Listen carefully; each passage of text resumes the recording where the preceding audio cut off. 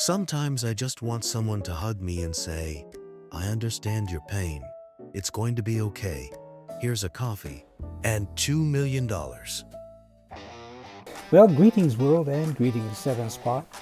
You know, sometimes people are foolish enough to send me photos of the stuff they're doing in their shed. So let's pay a visit to Jason and see what he's up to. Well, one thing we know is Jason's been busy prototyping a diffuser. And did I mention that he's also got a mill and apparently a bit of spare time? Everything that Jason does is a complete enigma for me. I'm just a simple kit car builder, so this kind of stuff is well above my pay grade. I have no idea what he's about.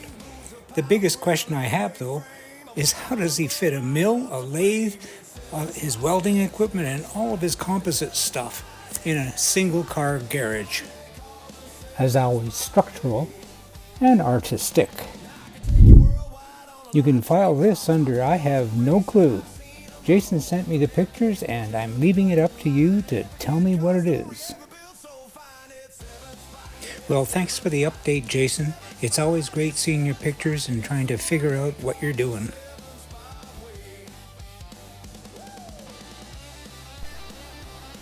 One thing we know, he's got lots of swarf.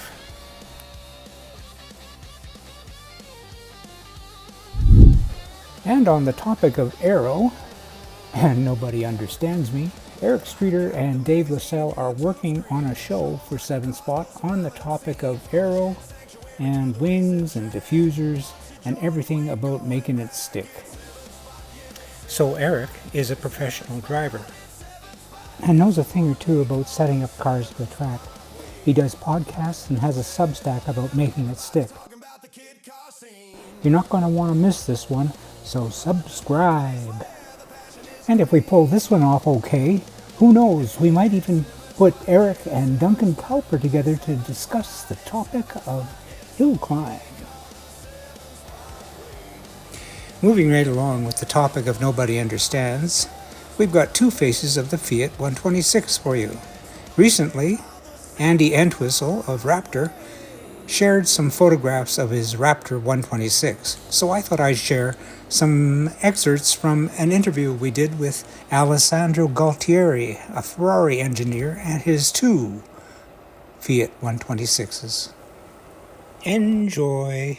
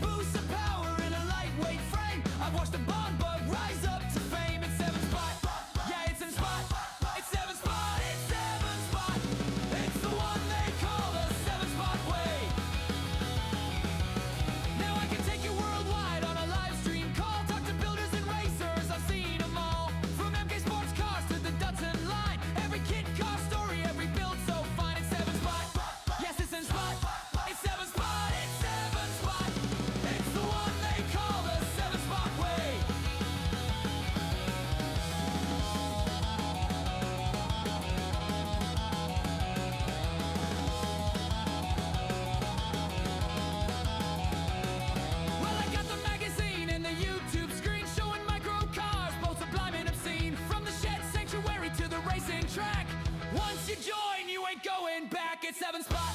Yes, it's in spot. It's 7-Spot. It's 7-Spot. It's the one they call the 7-Spot way.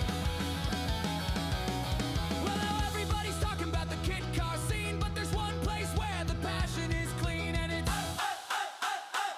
It's 7-Spot. It's 7-Spot. It's 7-Spot.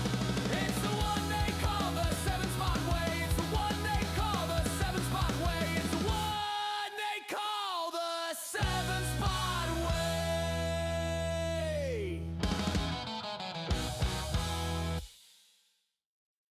And now, a quick promo on our most recent YouTube vid, Chris Hollier's Mosquito. Picture this, if you will, South Ruislip, Middlesex, late 1988. A DIY recording studio tucked away behind someone's house, and a conversation about triangulation.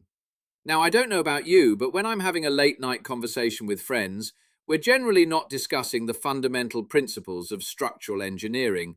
But Chris Hollier wasn't like most people. He was trying to explain to a non-mechanical friend how forces should feed upward toward the apex of a triangle in an ideal structure. And because words apparently weren't sufficient, he began scratching his theories directly onto the studio walls.